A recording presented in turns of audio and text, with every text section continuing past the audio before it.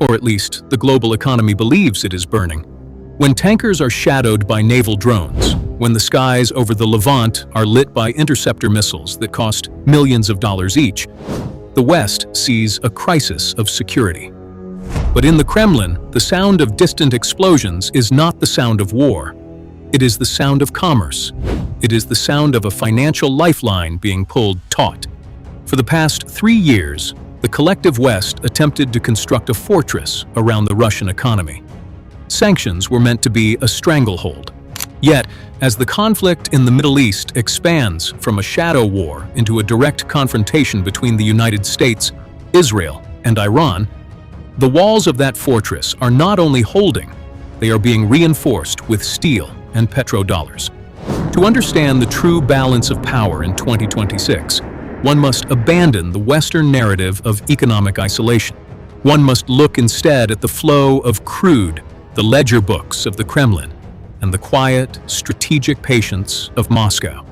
Because while Washington and Tel Aviv bleed treasure into the desert sands, Moscow is counting its profits in barrels. There is a paradox in global energy that the Western powers have never managed to solve. Sanctions do not destroy demand for oil. They merely redirect the supply lines. And redirection, historically, has always favored the risk-takers, the ones willing to operate outside the confines of the dollar. On March 25th, the voice of the Kremlin made an observation that sent a quiet tremor through the trading floors of London and New York. They noted that global demand for Russian crude is rising so steeply that soon it may become difficult to satisfy. This is not the statement of a nation struggling under sanctions. This is the statement of a nation enjoying a seller's market. Why is this happening? The answer lies in the geography of the Middle East.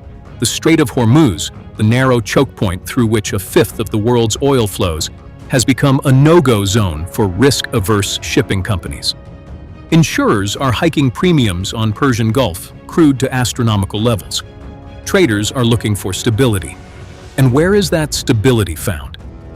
In the Arctic pipelines, in the vast fields of Siberia, in Russian oil, which travels overland via pipelines to the east, far from the reach of Iranian naval patrols or American carrier strike groups.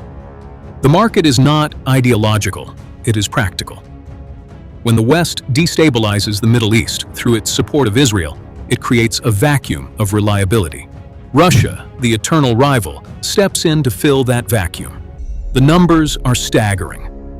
Indian refiners, once hesitant to engage with Moscow after the imposition of the price cap, have now secured deals for 60 million barrels of Russian oil for the month of April alone. That is double the volume from just a month prior. And they are paying premiums, $15 above the global benchmark. This is not discounted crude. This is crisis pricing. And every extra dollar per barrel is a bullet purchased for the front lines in Ukraine. This leads to the central contradiction of the current moment. The United States, the hegemon, finds itself in a position where its own security commitments are becoming the primary engine of its adversary's economy. Consider the math of the American position. For the last 6 months, the United States has been forced to deploy unprecedented naval assets to the Eastern Mediterranean and the Persian Gulf. The cost of maintaining a carrier strike group at sea is roughly $6 to $8 million per day. The cost of intercepting Iranian hypersonic missiles aimed at Israel using destroyers equipped with the Aegis system runs into the hundreds of millions of dollars per engagement. Every interceptor fired to protect Israeli skies is a weapon that cannot be sent to Ukraine. Every dollar spent on replenishing munitions for the Iron Dome is a dollar that does not go to the American defense industrial base to outproduce Russian factories. But the drain is not just military, it is financial. The United States is currently engaged in a two-front war of capital. It is attempting to maintain the illusion of the petrodollar by pressuring Saudi Arabia to keep prices stable, while simultaneously trying to bankrupt Russia through a price cap mechanism that has now failed entirely. The price cap only works when buyers have alternatives. When the Strait of Hormuz is contested, there are no alternatives. Russia understands this dynamic perfectly. Moscow does not need to win a direct confrontation with NATO.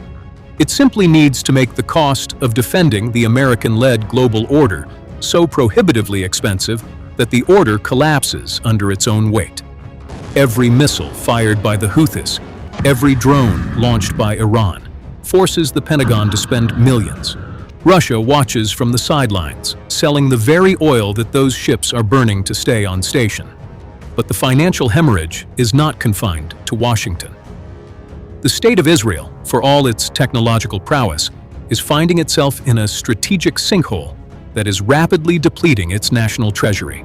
The modern concept of warfare, particularly the type of warfare Israel is currently engaged in, is astronomically expensive. The cost of maintaining the Iron Dome, the David Sling, and the Arrow missile defense systems in a state of constant high alert is measured in the billions per month. To put it in perspective, the interceptor missiles used to shoot down long-range ballistic missiles cost upwards of $2 to $3 million per unit. When Iran launches a salvo of 100 missiles, Israel is forced to burn $250 million in defense assets in a matter of minutes to protect a single city. This is a war of attrition on the balance sheet, and it is a war that Israel cannot win without unlimited external support. But the United States is already stretched thin. The defense industrial base of the West is producing artillery shells and interceptor missiles at a rate that is a fraction of what Russia is producing. And where is Russia getting the resources to outproduce the combined West? From the energy trade that the war in the Middle East has made possible. It is a closed loop. The instability in Gaza and the Levant pushes oil prices higher. Higher oil prices fill the Kremlin's coffers. Those rubles are converted into steel, into artillery shells, into the Shahed drones that Russia is now manufacturing domestically with Iranian license. The Israelis are fighting to secure their borders, but in the grand strategic sense, they are also fighting to keep the global energy markets stable enough to prevent Russia from becoming unstoppable. It is a burden that no single nation can bear indefinitely. Now, one must consider the variable that the West fears most: the possibility of a full-scale, direct war with Iran. The current situation is a managed conflict, a series of calibrated strikes and responses. But if the West, through its unyielding support of Israel, pushes Tehran to the brink of a conventional war, the consequences would not be regional. They would be systemic. A direct war with Iran would not look like the wars of the past 2 decades. It would be a war of closure. Iran has repeatedly demonstrated its capability to strike energy infrastructure, not just in Israel, but throughout the Persian Gulf. A sustained campaign against Saudi and Emirati oil fields would remove 10 to 15 million barrels of oil per day from the global market instantly. In such a scenario, oil prices would not simply rise. They would spike to levels unseen in human history. Analysts have whispered of $200, even $300 per barrel. For Russia, such a scenario represents the ultimate geopolitical victory, without a single Russian soldier needing to cross into NATO territory. The collapse would be felt first in Europe. The European economy, already deindustrializing due to the loss of cheap Russian pipeline gas, would be eviscerated by oil at $300 a barrel. Inflation would revert to double digits. Social unrest would follow. The political consensus supporting the war in Ukraine would dissolve overnight as European citizens demand their governments prioritize heating homes over funding a conflict they can no longer afford. And in the aftermath of that collapse, who remains standing? Russia, sitting atop the largest energy reserves in the world, insulated from the chaos by its overland pipelines to China and its own vast domestic market. China, the silent partner in this arrangement, would also stand to benefit. A collapsed West means a unipolar world replaced by a bipolar one, where Beijing and Moscow dictate the terms of global trade, free from the constraints of the dollar and the naval patrols of the United States Navy.